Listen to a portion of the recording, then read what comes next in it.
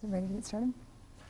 Good evening. I'm Amy Osher, host of Behind the Headlines, the TV show from Naples Daily News, which airs every Sunday at 10 a.m. on ABC7. On behalf of the Naples Daily News and NBC2, we'd like to welcome you to the Naples Mayoral debate. We're live in the Naples Daily Newsroom studio and live streaming on our website. Our panelists tonight are Alan Bartlett, editorial editor with the Naples Daily News, Brent Batten, columnist with the Naples Daily News, and Chad Oliver, anchor with NBC2. Our candidates this evening are former Naples Mayor Bill Barnett, Naples City Councilwoman Teresa Heitman, current Naples Mayor John Sorey. Before we get underway, I want to read our rules of conduct and rules of engagement for this evening. The rules of conduct: no signs, t-shirts, or handout material supporting any candidate will be allowed. Cell phones we ask you to silence. No pictures or videos may be taken during the forum. No speaking from the audience. No show of support for or against any participant, candidate, panelist, or moderator, to include clapping, cheering, whistling, or booing. Applause is appropriate upon conclusion of the program. And the rules of engagement, this is for our candidates tonight.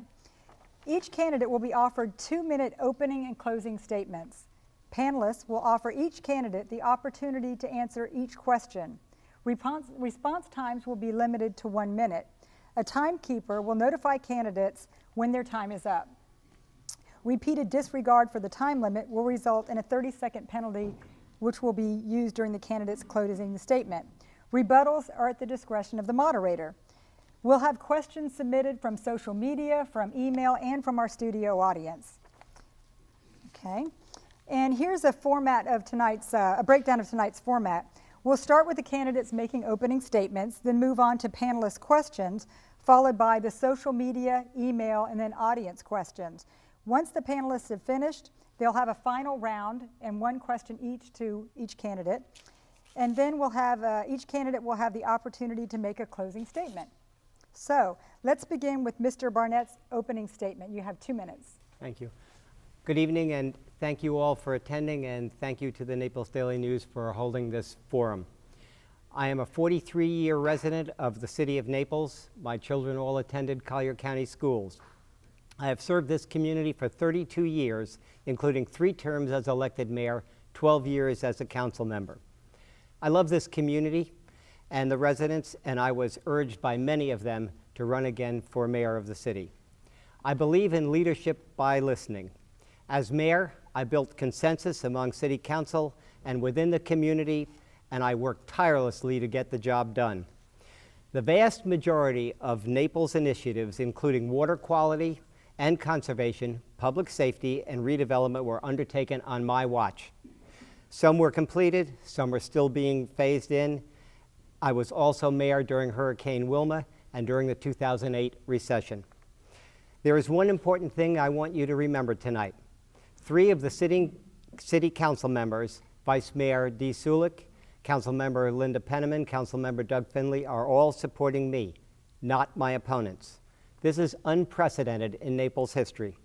I also have the support of former Council Member Johnny Nacera and former Vice Mayor Gary Price.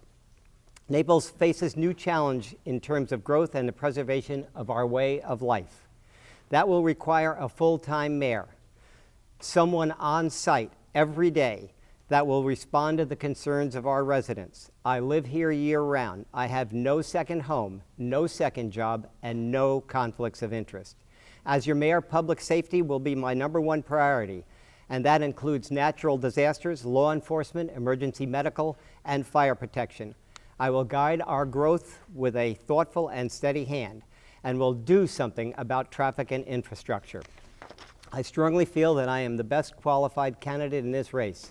I'm also the only one who stands apart when it comes to listening, building consensus, and getting the job done. Thank you. Thank you very much. Ms. Heitman, it's your turn. Well, thank you. Thank you to the Naples Daily News for hosting this, for the citizens and the voters, and for our supporters and friends. I am running for mayor to serve you, and I love Naples and am dedicated to Naples. I want to thank my mother and father-in-law for being here, my husband and my daughter for being here, and our friends and supporters. You know, Naples is at a critical juncture. This mayor race and the council race is really, it decides the future of where the city of Naples will go. And it is something that needs to be taken with strong leadership, firm convictions, and the integrity and honesty to be able to say no or to make a project better for the community. One of the reasons that I am running to serve you in this community is preserving the quality of life. That's the character and the community of this, of the city of Naples. Protecting our community from overdevelopment is one strong point that I have made through the last 8 years of serving on council. Supporting small and local businesses is vital to our economic success. Also, the leadership with full disclosure and transparency is very important to me, and I'll bring that leadership to the city. Preserving our beaches and waterways are also a vital concern for the future of our community, and we do have issues that are facing us now in how we will dredge and how our waterways are going to be protected. And that means that from the environmental point of view. Responsibility, the physical responsibility of the budget and the accountability to the community for the spending of their funds is definitely the priority for a city council and for the mayor. One of the refocuses that I would like to do is make sure that we focus in on the quality of life for our citizens. That is the most important thing. Mr. Soley, your opening statement, please. Thank you, and thank you for having this event, and thanks for you attending in person or remotely. We're getting close to the end. I want to thank my campaign committee, especially Alan Mingle, and over 500 volunteers and contributors. Most of all, Dolores, my true love for over 50 years of marriage, who has worked so hard on this campaign while engaged in her charitable work and attending hundreds of events with me since we started this effort a year ago. You all know me, that I get things done, but if you have any questions, please go to my website, sorryformayor.com. I am available 24/7, so feel free to call me 248-1550. My focus tonight will be on the major issues from the past 4 years and the challenges we face over the next 4 years. Thanks to council, staff, and citizens for their support. As the mayor has no executive authority, and all we have accomplished has been a team effort. Baker Park, we now have Plan H2. The bridge is moving toward 100% design. The pier, I think all of you have visited that, but it's a great accomplishment. Alternative water, potable water use is down 27% since 2000. I want to particularly thank Marvin Easton. We now have 1,526 meters hooked up. You know about the beach renourishment and the great success of the truck haul and the financial sustainability. The next 4 years with sunshine compliance assists the 3 new council members getting up to speed. There are no training wheels on city council. Baker Park, we will get it built. Funding will be either private contributions or your taxpayers' money. My commitment is to raise it privately, and I hope City Council will support that effort. The city dock's decision has been made and we're moving forward, and hundreds of other issues that we need to address. Very good, thank you. Now we'll be turning over this portion to our panelists. Alan? The first question that I have for our panelists this evening, all 3 of them have served on the council together, so my question is, what's the biggest thing the current council did that you would do differently if given a chance at a do-over? We'll go first to Bill Barnett. Interesting question. There are big items and small items, but I think that if we're talking about doing things differently, I think that something that I'm planning on doing if elected mayor would be to add an extra workshop day. We've gotten ourselves bogged down. We can't keep up with the current schedule, and do something about setting the agenda on the council meetings. I think it's vastly important that we do that. Teresa Heighton. I would say that the Gulf Shore Boulevard North median restoration was probably the saddest and the lack of transparency issue that the City Council has had to face.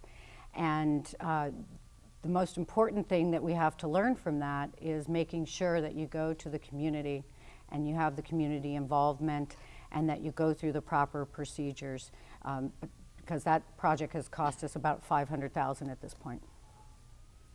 I'd probably take a little different approach with Baker Park. We had, I thought, a good process. It was approved by council. We had support for going forward, but obviously all the loops didn't get closed, and one of the issues that developed was the process. And so as we look back, we're doing it now, and it takes the engineering and the environmental, but maybe we should have done more of that on the front end. Individuals were excited about it. I'm proud of the fact that we raised about $5.5 million privately to help that happen. But it was obvious as the process developed that it got into the political arena, and we haven't made the progress that we should. So that would be the thing that I'd probably do a bit different. Candidates, thank you for joining us tonight. Is it the role of the mayor to propose an agenda or a plan of action and then try to marshal support for that plan? And if so, what would be on the top of your plan of action for the next 4 years? Councilwoman Heitman, we'll let you have that first crack at that. No, I think that it's the community that sets the agenda, and that we follow with their wants and desires for our community to make sure that we have the needs of the community being met. That is something that is important, the infrastructure, the things that have been ignored from that point of view. And the city manager and the mayor will make up the agenda. But it's important that you also include the other council members' ideas and suggestions. Mayor Sawyer. Thank you. Well, the role of mayor is to provide the vision and the competency to help the council and the city manager move forward. I'm a doer. I'm a hands-on individual. Bill Moss and I meet daily. We talk about what's happening. I attend over 200 events a year, and I am out there in many different venues talking to our citizens, getting ideas, and I think the mayor takes the leadership, the mayor sets the agenda, and obviously you want council to be involved, and a number of our council members have come up with ideas. I had the privilege while I was a council person to serve on the Big Cypress Basin Board and be involved with the South Florida Water Management District, and so I was able to learn about things, and I was allowed by the council to really get into some of these items. Councilman Barnett. Thank you. The role of mayor is leadership. It has to start there, and the second, and working with the city manager, listening to the community. That's all part and parcel of it. But you have to be a good leader because you have to earn the respect of your council members. Otherwise, nothing gets done. The second part of that question you asked about what is probably the most important event that's facing us in the future. My opinion on that is going to be the growth in the county that is going to affect the city, and more importantly, the traffic in the city of Naples, which I have a plan to address how to take care of that. Well, Councilman Barnett just mentioned leadership. I'm curious to hear from the candidates about differing styles of leadership, and describe to the audience your particular style of leadership and how it differs from the others in this race. We'll start with Mayor Sawyer. Thank you. Well, you know my leadership style. I'm the only candidate that's a combat infantry officer. I'm the only candidate that put myself through school by working. I'm the only candidate that has run sizable businesses. I'm the only candidate that has been involved in the community to an extensive amount. The only candidate to be on the Florida Board of Mayor's Board. The only candidate to do so many things. And I think that leadership is setting the example.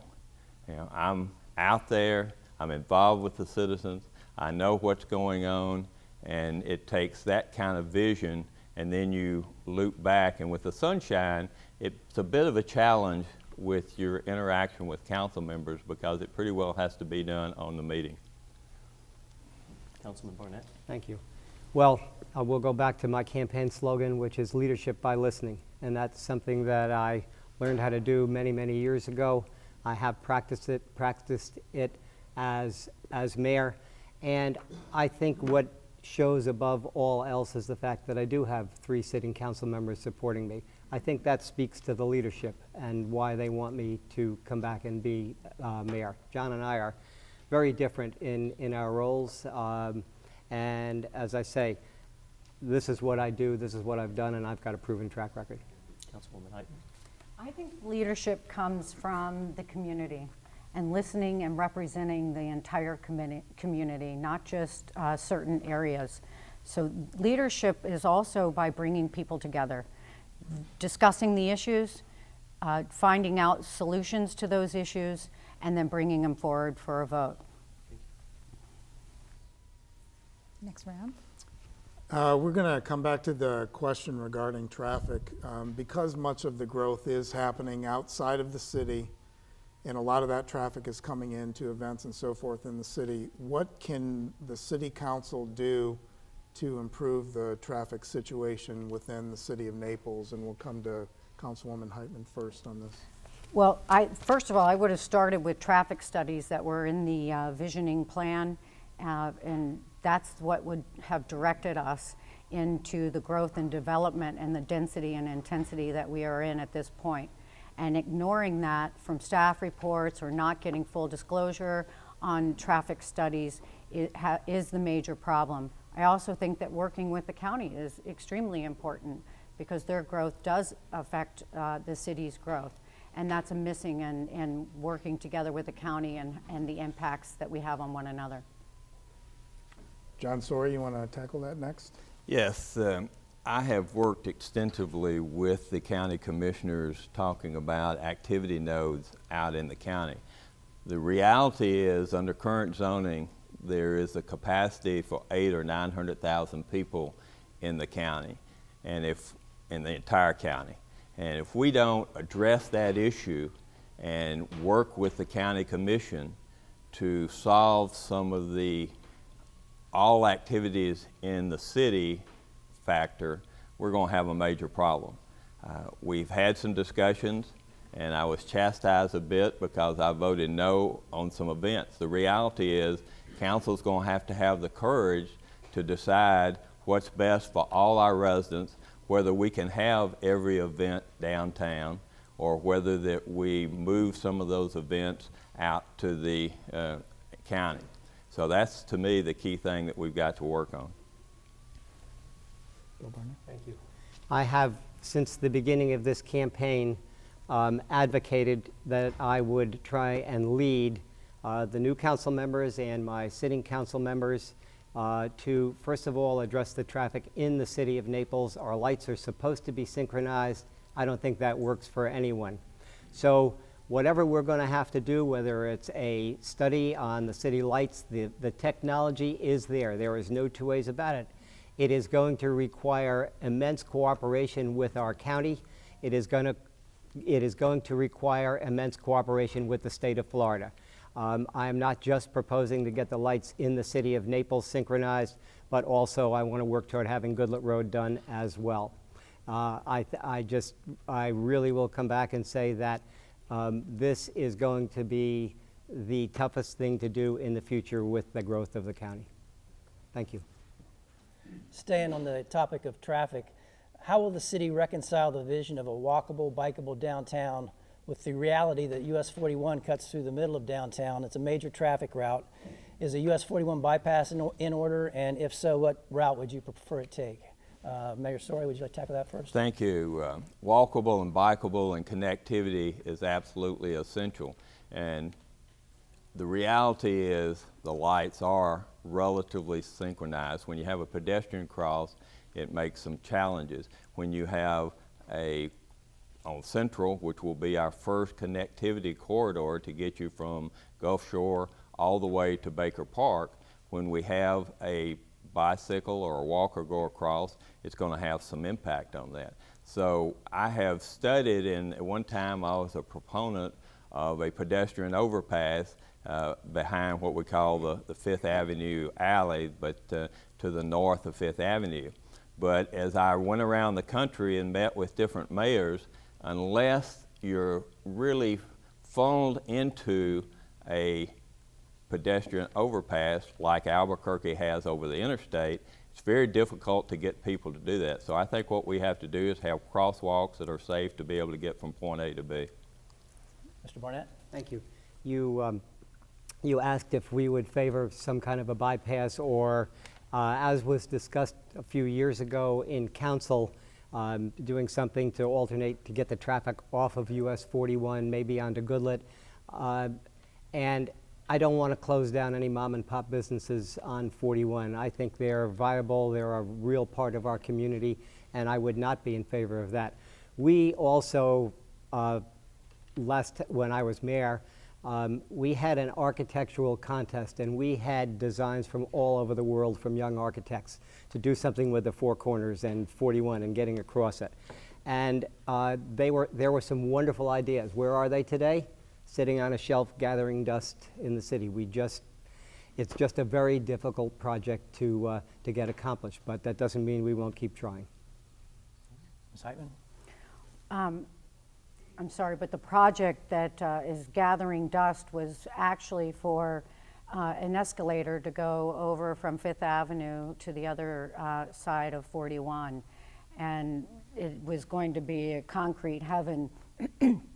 To me, that's not how you handle bikes and pathways. I think that the problem is we are looking at new development and how we connect new development throughout the community. And really where we should have started was with our neighborhoods and making sure that they had safe conditions, sidewalks and bike paths, and started there. That would have been my first. And as far as the overpass or with the FDOT, FDOT told me from the Regional Planning Council that if we continue the growth and the density and the traffic that's on 40 on Goodlet, eventually there would be an overpass over at Goodlet and Time. Well, this week a new Gallup report came out, and the name of the report is The State of American Well-Being. And out of 190 various U.S. cities, Naples, Immokalee, Marco Island metro area ranked #1 in the country in terms of wellness when people were asked about physical health, social ties, financial security, sense of purpose. So ask any national championship team, it's harder to repeat. How do you hold on to that #1 position? We'll start with Councilman Barnett. What do Naples leaders need to do to specifically preserve this quality of life? Well, Chad, we need to continue on the path that that got us here. Blue zones have played a big part in it, Alan Weiss, NCH, the bikeability, the pedestrian-friendly walkways. City of Naples has an ambiance that is that can't be compared to anywhere else. It is our own, it's exclusive. And our forefathers, and I was probably one of them, they had a vision. And when I first started on council, they knew what Naples did not want to be. And I think that we, getting up to this point right now, still understand that. It's challenging, but we need to keep doing exactly what we're doing in the city of Naples to hold on to that. Councilwoman Heitman. Well, Dr. Weiss has come into the city council and told us numerous times how proud he is of our community because we are a healthy community. And the residents that move here, visitors that come here, are in the same mindset.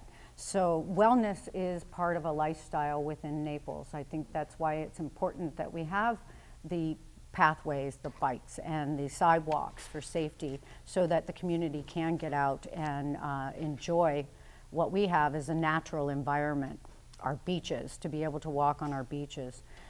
The Blue Zones is a great project. It has been I think, used in a way to make policies that the city already had in place.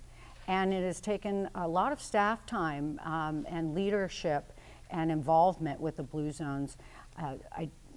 Not that I have any issues with that, except for the staff really needed to pay attention to the local plan for the wellness and the fitness of the community. Mayor Sori? Thank you. Well, the other good news is today we were appointed as the healthiest and happiest city in the country. And I'm healthy and happy and glad to be here. Our best days are ahead. The Blue Zone, and it's interesting that the comments about the Blue Zone, because I haven't seen any of the other candidates at the Blue Zone. I've been on the steering committee, I've been very involved, and some of the comments that have been made are just not factual. Beaches are critical. We've got to continue to maintain our beaches. We've got to have walkability, bikeability. We've got to get Baker Park finished so we have a place for kayaking, paddleboarding, those sort of things. We've got to continue to work with the county to utilize our facilities, but to get support from the county to pay their fair share. Because as we look at the facilities that the city has, we're still doing more than our part. But it's got to be a team effort, and we'll continue to move forward. Thank you all. Alan? Next question, we'll start with John Sori. Should the 42-foot building height in the charter include any underground parts of the project? Well, I think it's important for everyone to understand what the charter amendment says. And it says, all commercial zoning districts in the city of Naples shall be limited to 3 floors and building heights of 42 foot to the peak of the roof, measured from the first floor FEMA elevation. I think the charter language is very clear that something below the FEMA elevation is not a part of that restriction.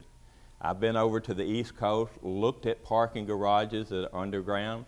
The engineering is there, the technology is there, and as we look at Fifth Avenue and our shortage of parking, I see that particular aspect being something that we can improve our parking capacity.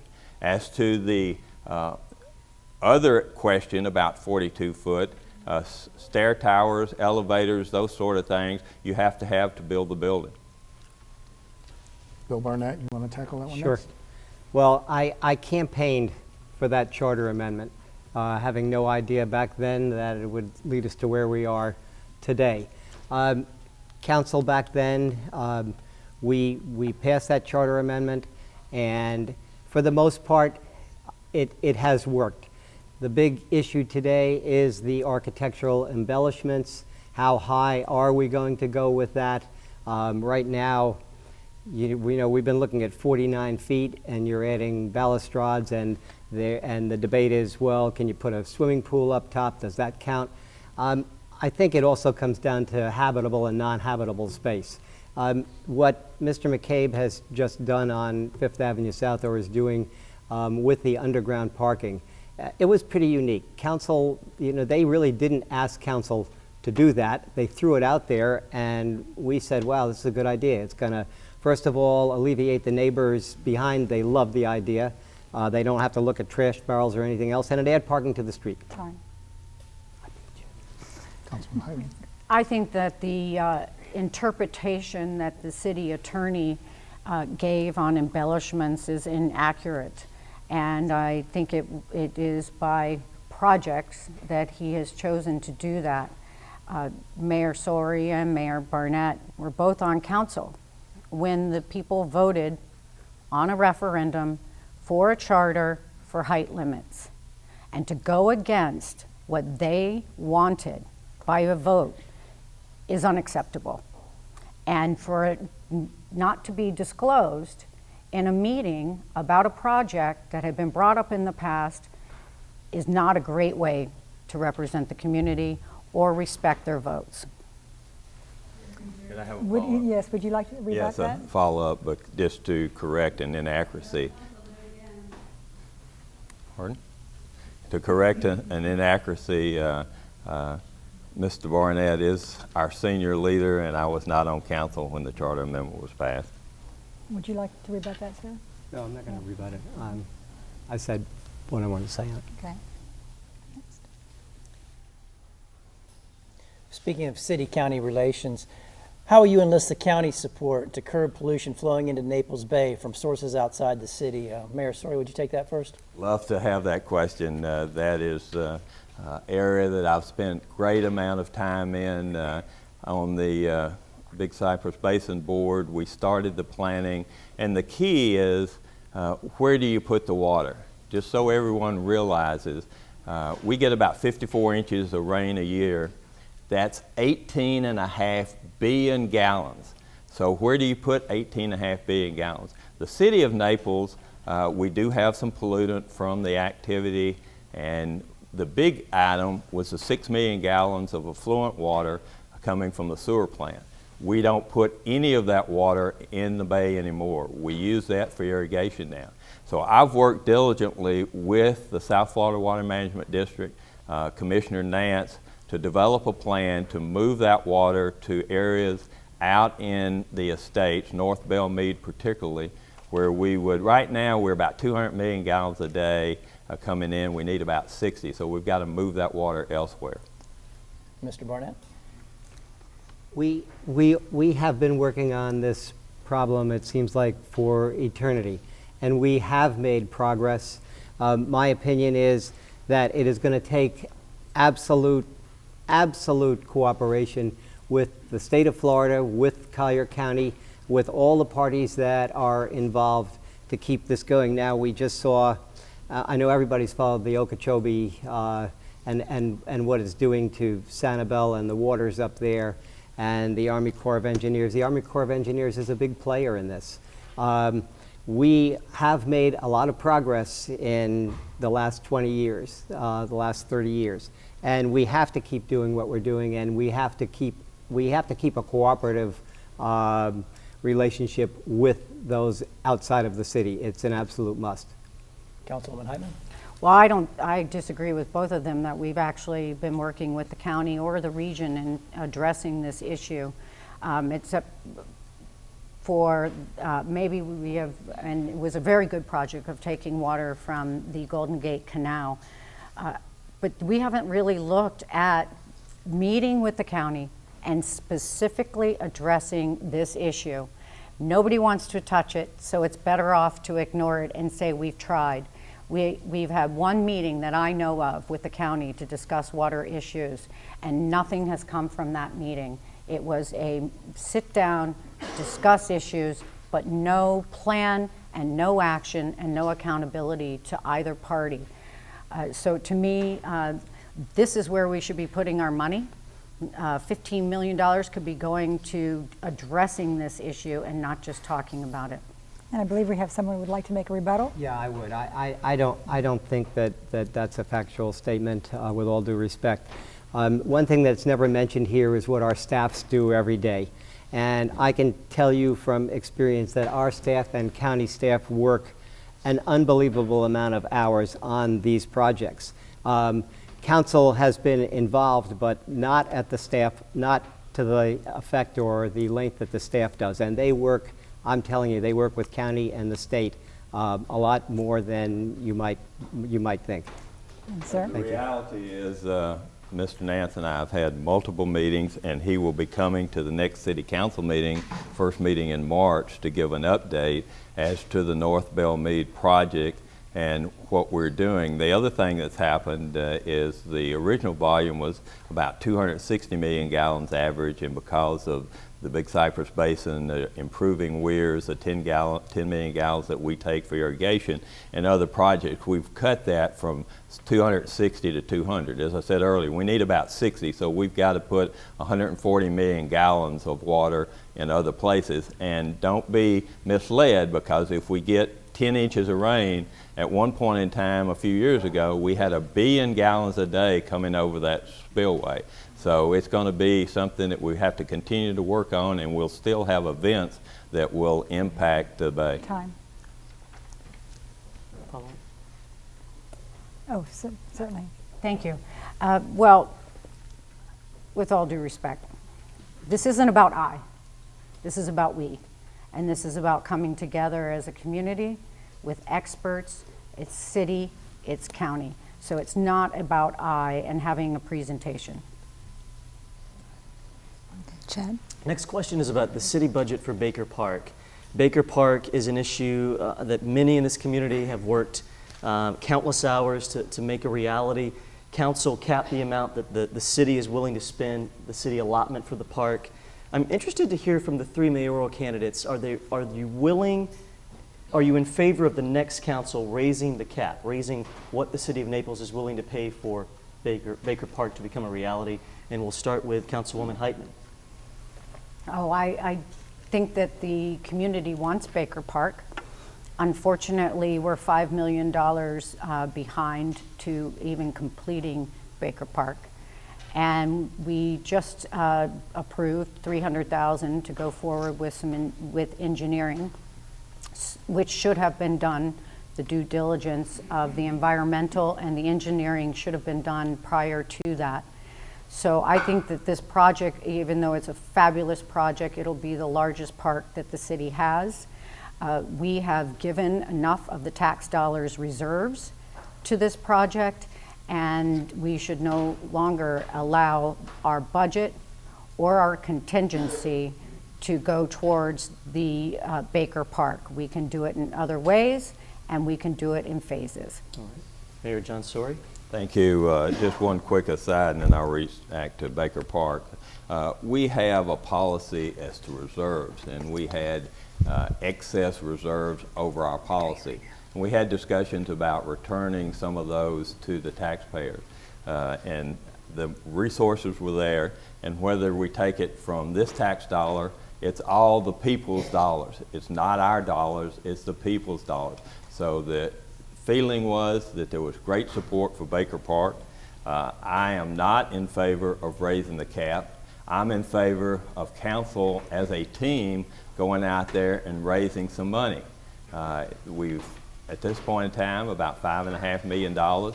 A number of donors are interested. They got a little disgruntled because of the process. We've got some donors that have been a bit of a challenge to keep with their commitment, but we've been able to do that, and we'll get it built, and it'll be a wonderful park. Councilman Barnett. Thank you. I don't think your question was, will the new council members agree to raise the cap? I don't think that they will. I think that most of the new council members that are going to be elected, we don't know exactly who right now, but there are 6 candidates for 3 seats. But I think that they are well-versed in Baker Park and where we are and where we've been and where we're going with it. We have finally reached a plan that the majority of council has approved, and that was just a few weeks ago at our last council meeting. It is a beautiful plan. I think it is what we have strived for from the beginning. As John said, well, we got a little bent out of joint at first, and the donors are wonderful people, but we got off to too fast to start. He was ambitious, and it kicked back. But now we are certainly on the right track, and I think the future council will stay where we are right now. I think we have a rebuttal. Well, as far as the policy for fund balance, it was very strategic. We made changes to our policies prior to this fund balance expenditure, which is very typical. We make a lot of changes to our code, and somebody it knows what's going to be happening in the future, and then we already have the policies changed in place. So to me, that's not, it's strategic changes that shouldn't be done. And I want to thank the donors for Baker Park, because it shows they care and that they want to give back. However, council members should not be going out to the community and fundraising. That is for 501c3s that are helping the missing needs within our community. Mr. Sorey? I have a very different vision of what the council members and what the mayor should be doing. This is all about our city and how we make it a greater city and build on the foundation that our earlier residents, elected officials, and staff put together. We absolutely should be involved in promoting and allowing individuals to contribute their wealth to make this a better city. And as to the too fast to start comment, the reality is we had 4 votes, we had a change in council, and so the landscape changed. And the thing you learn first in city council is how to count to 4. If you don't have 4 votes, you can't proceed. So I don't think we got off to too fast a start. And having built several buildings, I know the process, and when you do the engineering at first or on later is immaterial. We'll give you the last say on that. Thank you. As far as just the fundraising part of that, the city of Naples is, as most of us know, we all know, is probably one of the most charitable, generous places in the world. From the Winter Wine Festival, which benefits our children, to the many events held every night.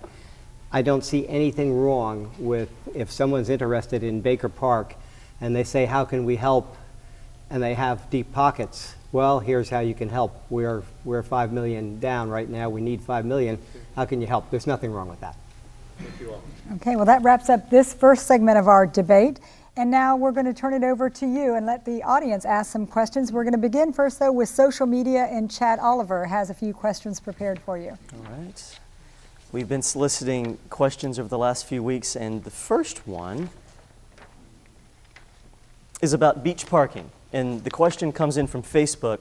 Should county residents outside of the city of Naples be charged extra for an annual beach parking permit, or do you favor the current arrangement with Collier County? We'll start with Councilman Barnett. Okay, and that is something we are in the middle of a debate and a study right now. We've got the results of the study, and the new council is going to have to deal with this. And not to be political and duck this question, okay, which would be pretty easy to do. I think there are other ways that we can find to raise the shortfall that we are facing with county residents using our parks. I have always been one not to build walls, but to take them down. I will remain that way. You're in favor of the current arrangement. Yeah, if there's another way not to do that, I think we leave it the way that it is. Go down the line. Well, I thought this was brought up in an equity point of view. And I think that we need to address the impact of the tourism on the city beaches. And that's really, I would not be in favor of having the county or the city pay for beach parking. And I would follow that by making sure that we are working to make sure that we're not seeking tourism and becoming an international city and county, which I am pretty clear that our city residents are not in favor of us continuing to be an international desirable community, but a local welcoming community for visitors. Mayor Sori? Yeah. Well, I hope we continue to have the visitors. They are an economic engine. We would not have the cultural arts, the restaurants, the quality of life that we have without the visitors. But let's look at some facts. 60 to 70%, and they're not visitors, they're not tourists, they're Collier County residents. 60 to 70%, we just did a recent survey, and it was 60-some percent. It's historically been 60 to 70% of the parkers on the beach are county residents. And I think it's great. The county provides a number of things for us. They support our businesses, they provide workers, but we have about 5% of the population, and we pay 25% of the county property tax. And so I don't think that's equitable. The reason that we've had the situation like it is was because of some funding. So we need to look at it. We need to look at the tourist tax allocation and see how we move forward. All right. Another Facebook question. So earlier we heard some discussion about Fifth Avenue and future development, parking specifically. This question names a businessman, Phil McCabe, and it says to the three candidates, are you for or against Phil McCabe's vision for Fifth Avenue? Start with Councilwoman Heitman. Well, Mr. McCabe has been very involved in the redevelopment of Fifth Avenue, but unfortunately, Fifth Avenue belongs to the community. And his vision isn't quite where the community wants us to go. We want Fifth Avenue to be our community street where we feel welcome to go to dinner, to go to the arts, and to have a park that we can enjoy, not to have to be moved to a different park because we're over capacity. Mr.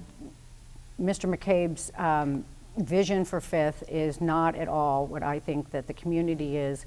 However, I would never fault someone who is trying to bring a change. It's the council's decision on where they take this community. Mayor Sori? Thank you. We need to look back at the late 90s when we had about 30% of the storefronts on Fifth Avenue were boarded up. Is that where we want to go back? I don't think you can go back. I think you have to go forward.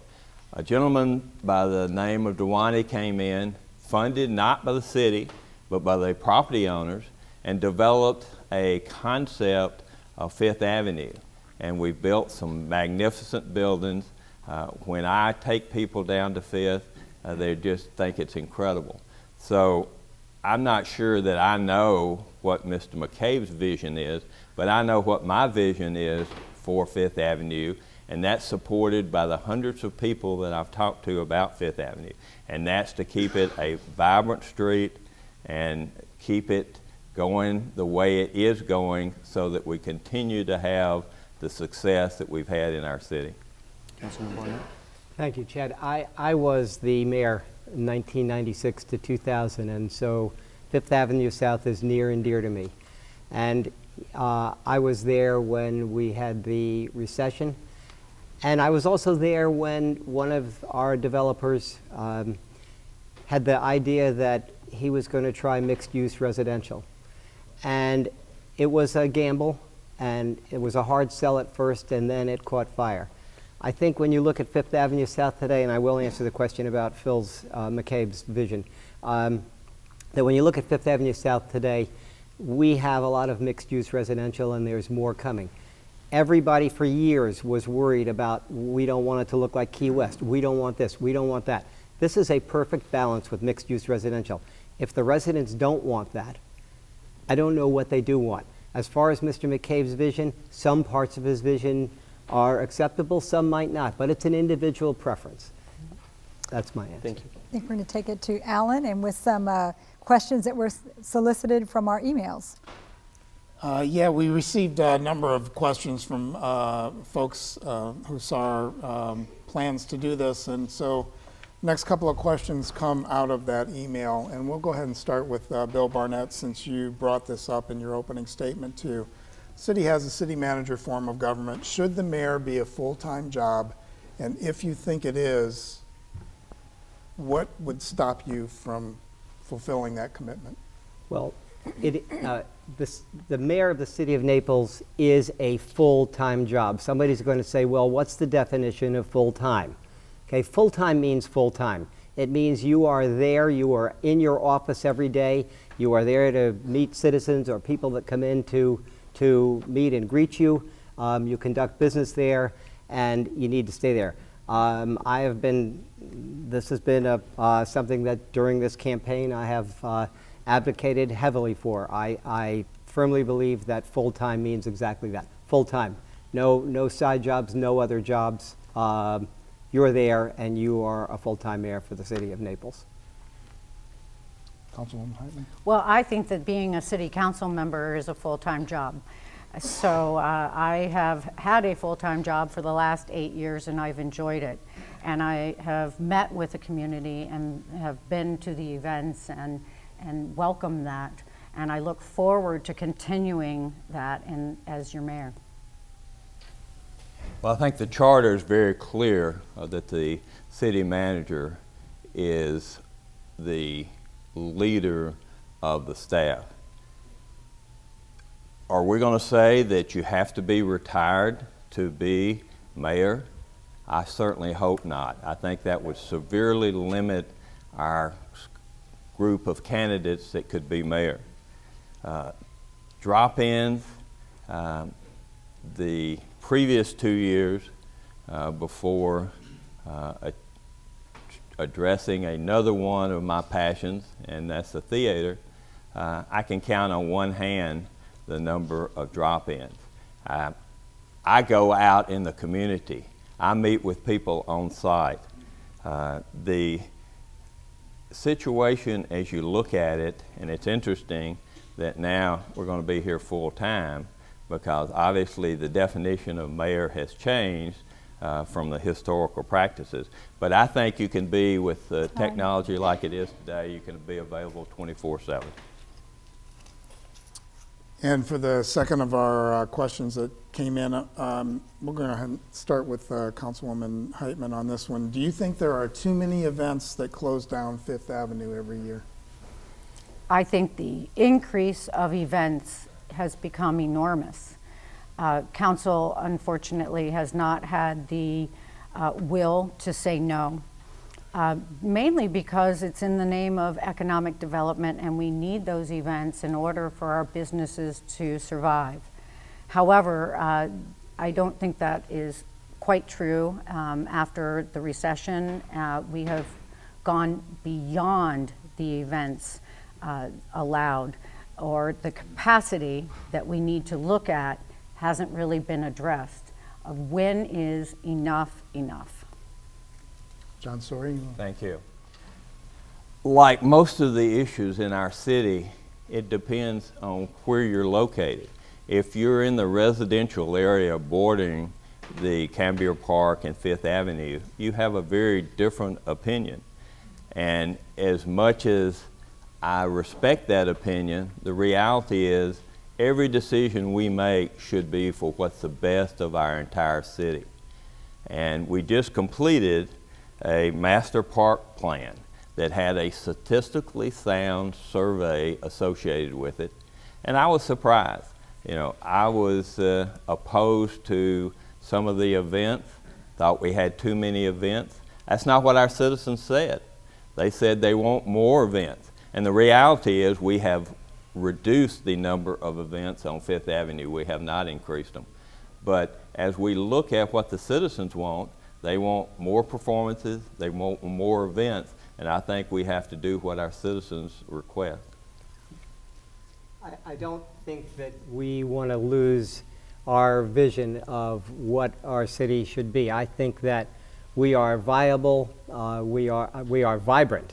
If you look at Fifth Avenue South and you go down there as much as I do, and probably the rest of the candidates, we see smiling faces. We see restaurants that are busy. If there is an event, there are people that wander over. If it's in Cambier Park, they're curious, they're excited. Whether it's an art show or the artist renderings that are coming up, if you're down on 3rd, these days you'll see them all painting, and they'll have an art auction at Ridgway's. We didn't just get there, it evolved. Do we have too many? Maybe. Do we have not enough? I'm not going to say maybe. We have plenty, okay? I think we have reached a balance point with the Business Improvement District. We did reduce some of the amounts, and we asked them, we made them toe the line on that. So I think we're good where we are. Time. Now, Brent is going to collected some of the questions that you provided in our audience today, and I think that they've gone through some, and he has a couple of questions for you as well. We have a couple of cards here on the topic of the airport. I'll try to combine these into a series of questions that you could perhaps address all at once. What have you done to protect the community from Naples Airport expansion and noise? Do you favor commercial flights at the Naples Airport? And has any thought been given to relocating the Naples Airport? Mayor Sorey, would you like to go first? Great question. And another one of these issues dependent upon where you're located. If you're in the flight path, it's a big deal. And the economic reality, whether we like it or not, and I don't think it was a good decision to enter into a 100-year agreement. That is too long. But the reality was, when the federal government gave the airport to the county and the county said, I don't want to have anything to do with that. They sold their half to the city. The city said, I don't want to have anything to do with that. So they went to the legislature and set up an airport authority. And as a part of that is a 100-year lease. We do have to continue to look at the quality of life in the flight zones and how do we reduce it. Planes are quieter. Last month, as you probably saw, 28% reduction in the number of flights. But we have to continue to work on it and make it least impactful as possible. Mr. Barnett? There was a three-part question. The first one was noise, the second one was moving the airport, and what was the third? Favor of commercial flights. Okay, so we'll start with commercial flights. I think we've reached our balance point. That commercial terminal stood empty from 2007 till now. Elite Airways came in. They're running a few flights a week out of there. It is absolutely, positively true that the noise is much less with the jets of today. And as far as moving the airport, that day has come and gone. If that airport was going to be moved, it would have been 20 plus years ago or even more. So that is just absolutely not going to happen. And I will say that there are people that I can understand their annoyance and their angst for having a flight path over their homes. But we don't really have a control of the flight paths. Fort Myers does, and someday we will have control of that. Councilwoman Heitman? Well, first of all, I think that the airport is an asset to the community.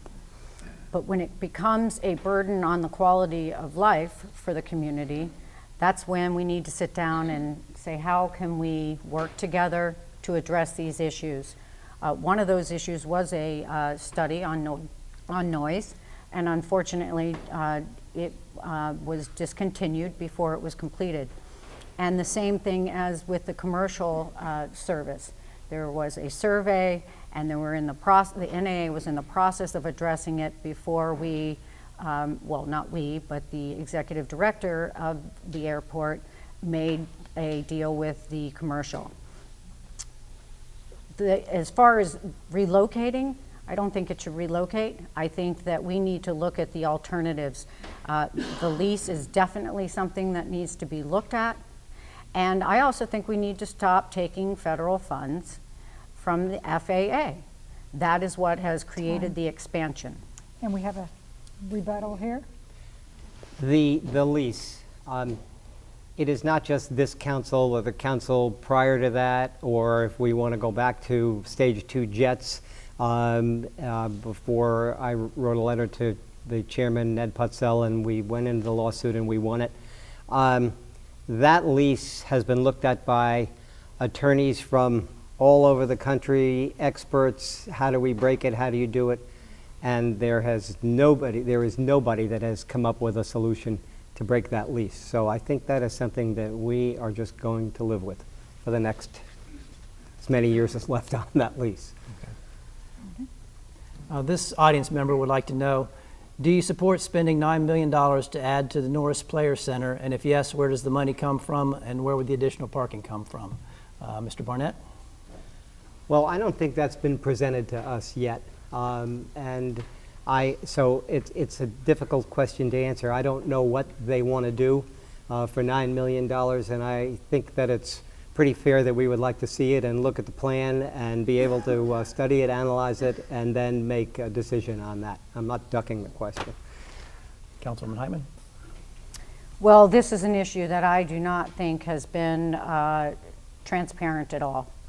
The Norris Center was built for the community to have events or dances, and for the kids to go after school. It was a community center.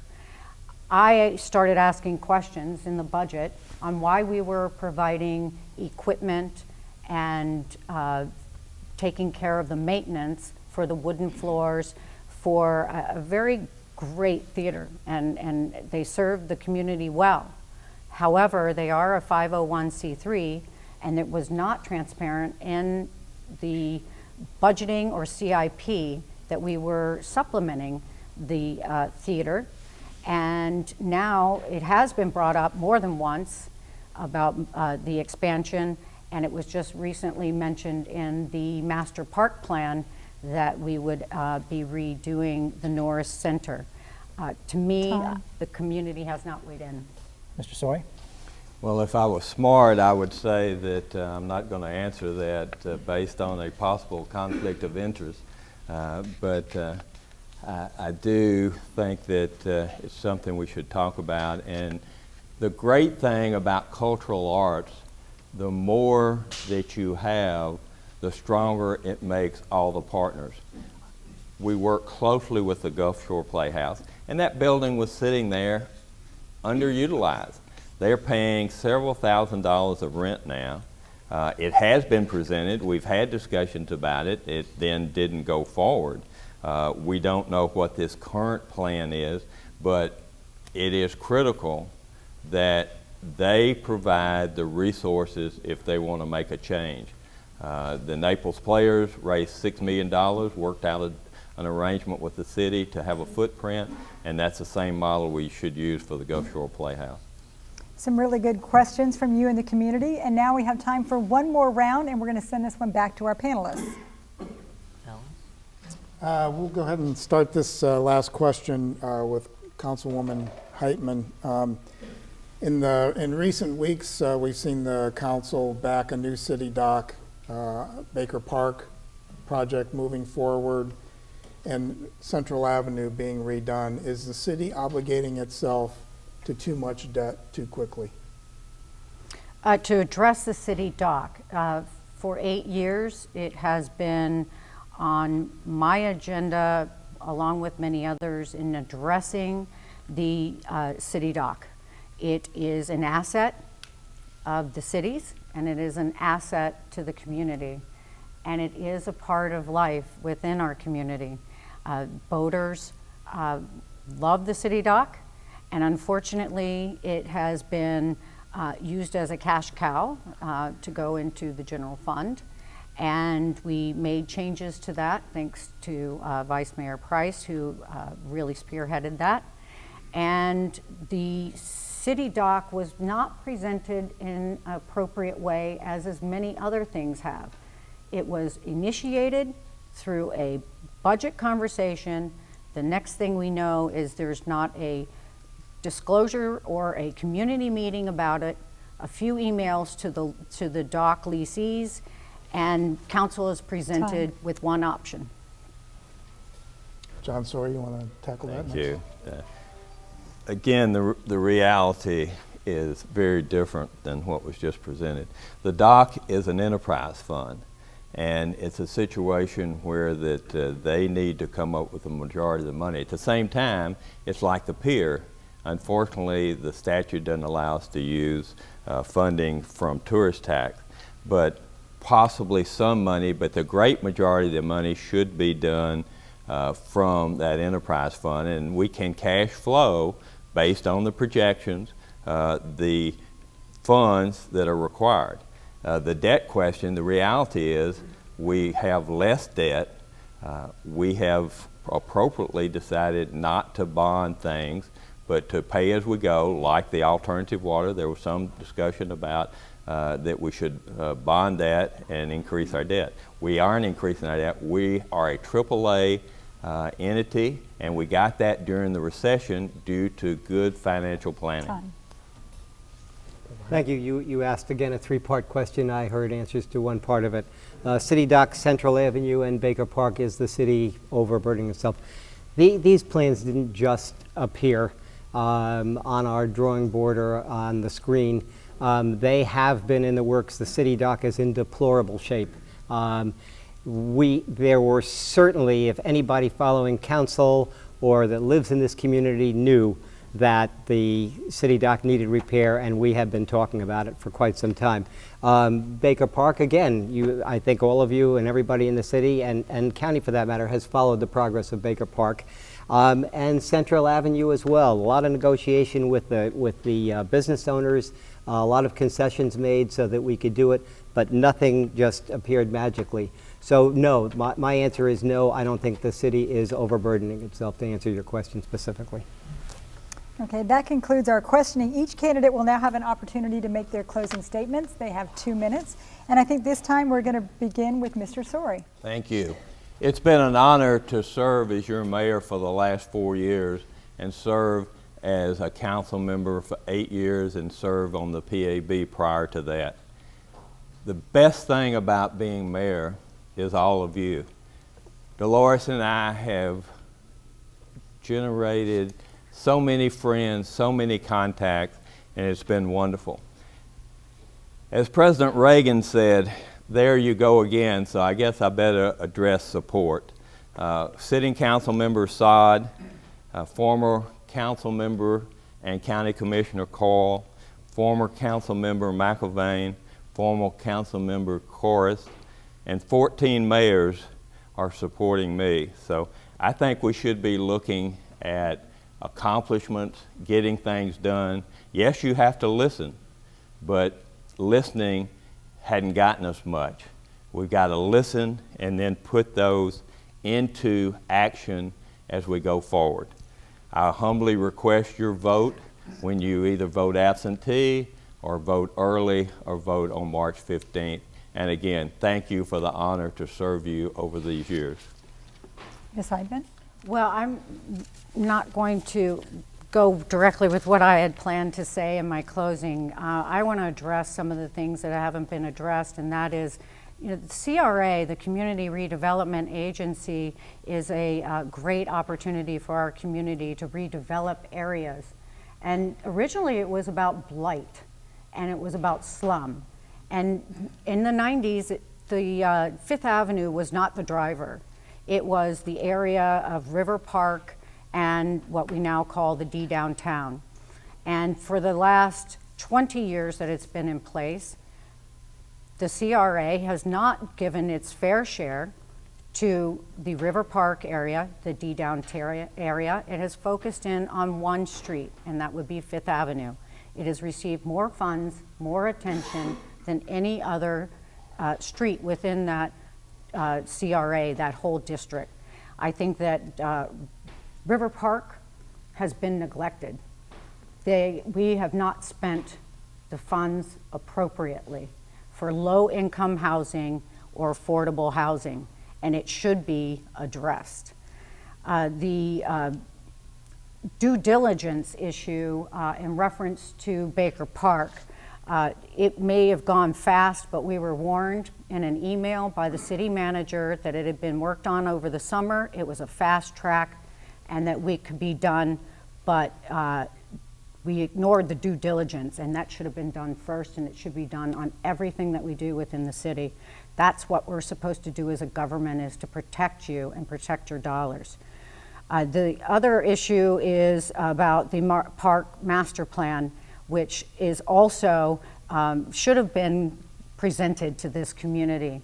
And that's my issue, is the fact that we're not looking at the quality of life issues. We're focused in on one particular issue, and I ask for your vote as mayor. Your final thoughts, Mr. Barnett? Thank you. This is perhaps the most important mayoral and council election in the last 20 years. Everyone is concerned about the dysfunction in Washington, D.C. and Tallahassee, and the ability of our elected officials to work together. Rest assured, if I am elected as your mayor, I will work closely with City Council and our community to find solutions we can all support. And I will be totally open and transparent in building consensus. That is my approach, and that is how I got things done during my 3 terms as mayor. John Sori is not a consensus builder. John Sori basically does what he wants when he wants. I guess that's why he feels comfortable with taking credit for everything, from putting sand on the beaches to the River Park pool. The list is endless, but it's not about keeping score. It's about serving our community. And as you heard tonight, Teresa Heitman isn't about consensus building either.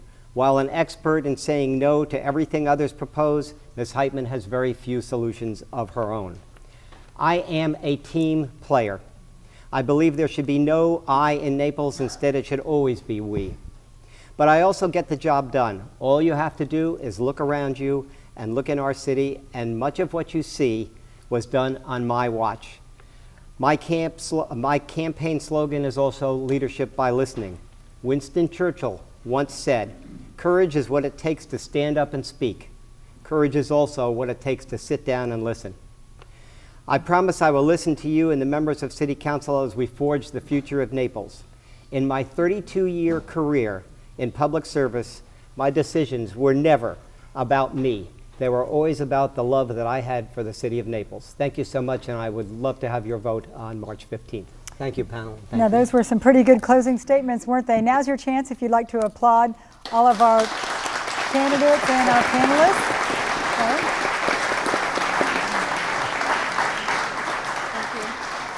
Again, on behalf of Naples Daily News and NBC2, thanks for joining us this evening.